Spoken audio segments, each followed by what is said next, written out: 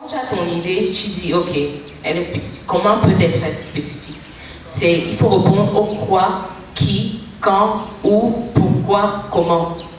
Donc, quelle est ta population cible? Quel est ton produit phare? Où est-ce que tu vas proposer ce produit-là?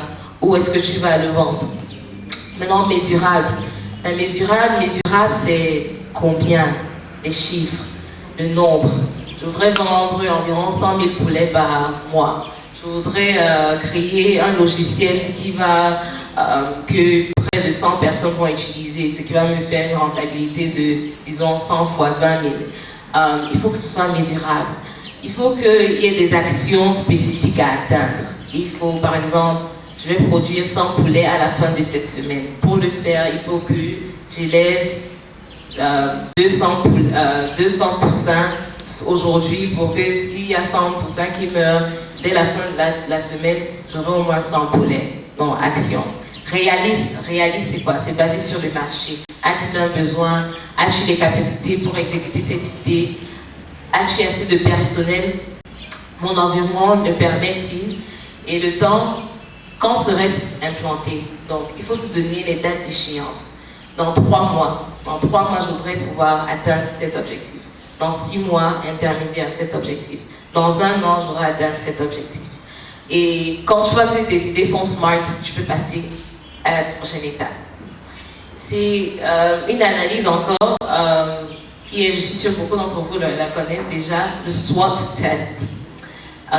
C'est encore un acronyme. C'est les strengths, weaknesses, opportunities and threats. Pour traduire en français, strengths, c'est les forces. Tu dois analyser, bon, mon idée, voilà, elle est smart et tout. Maintenant, quelles sont mes forces? Quelles sont mes faiblesses? Quelles sont mes opportunités? Quelles sont mes menaces? Les menaces. Les forces, c'est quoi? Tu dis, ok, me voici, je suis une étudiante, j'ai fait économie et je voudrais faire une entreprise où je fais des études de marché pour différentes personnes. Quelles sont mes forces? J'ai le savoir académique, je peux faire ça à un prix vraiment bas comparé à la compétition. Et j'ai accès à mes professeurs qui peuvent me coacher sans que je ne paye rien du tout. Mes faiblesses, maintenant mes faiblesses c'est quoi? Bon, je n'ai pas de local, je n'ai pas d'argent, je ne sais pas comment commencer, je n'ai pas de formation, je suis très limitée. Mais quelles sont mes opportunités?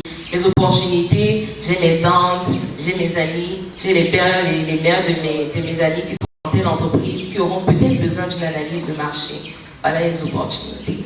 Et aussi, il n'y a pas de gens qui proposent mes services à un prix comme le mien. Et maintenant, quelles sont les menaces? Les troubles externes, donc les obstacles. D'autres personnes peuvent être plus professionnelles, plus directes, etc. Donc voilà, le SWOT test. Et maintenant, le troisième graphe, qui est vraiment la troisième chose qu'il faut retenir sur cette présentation, c'est après quand on exécute l'idée, avant d'exécuter l'idée, il faut faire une analyse très rapide sur les coûts que tu vas avoir, que ce soit pour établir ton entreprise, établir ton idée, que ce soit le loyer, les gens que tu peux employer, par exemple le transport, la communication, toutes ces différentes choses-là, et voir si en vendant ton produit à un certain prix, tu vas atteindre un seuil de rentabilité. Donc, et si c'est possible, vas-y, lance-toi, parce que tu vas générer des fonds. Si ce n'est pas possible, essaye de fixer certaines choses, par exemple, employer moins de personnes, peut-être commencer ton entreprise à la maison au lieu de louer un bureau, qui sont des charges, et vendre son produit peut-être à un prix plus élevé au lieu d'un prix plus bas. Voilà.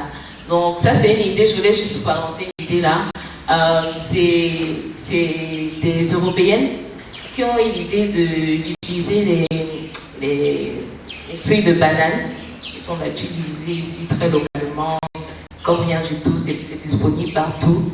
Elles ont décidé de faire des feuilles de banane pour faire des emballages. Mais pas seulement les emballages pour le couscous, des trucs comme ça, mais les emballages pour les cadeaux, etc. Et c'est un business qui marche très bien, énormément.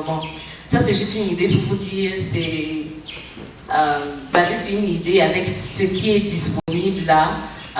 Des fois, quand on analyse le marché, quand on fait notre SMART test, SWOT test, analyse de la rentabilité, c'est facile bon, pas facile, relativement facile de lancer une idée, lancer une entreprise basée sur un produit local vraiment disponible, mais le repackage, comme on dit, donc